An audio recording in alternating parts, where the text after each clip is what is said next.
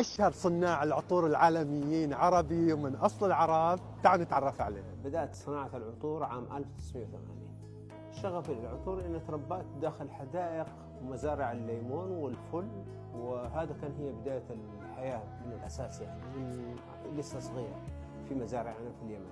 بدايتي في باريس كان هو امتلاكي لشركة أتولي ديناد للتصاميم، وهذه كانت تمثل 57% من تصاميم وقوارير العطور في العالم.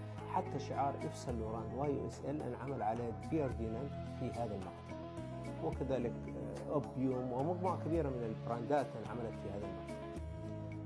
ولكن علاقتي الأخرى بالشرق الأوسط ما انتهتش، لكن بدأت بشكل أكبر مع عطور محمد عبده، مجموعة محمد عبده، مدهلة، بنت النور، مجموعة كبيرة، وكذلك بعض الفنانين الآخرين. كان في تعاون بيني وبين روتانا، كان في تعاون بيني وبين الأمير محمد عبد الفيصل رحمة الله عليه، وكذلك عملت عطر للملك فهد رحمة الله عليه. الحب يمكن توصل لأي شيء تحبه أنت، توصل لأي ناتج تحبه أنت، لأنه عندنا تاريخ. أوكي، من التاريخ هذا ممكن ننطلق. وشكرا لك أخي أسامة على هذه المقابلة الطيبة.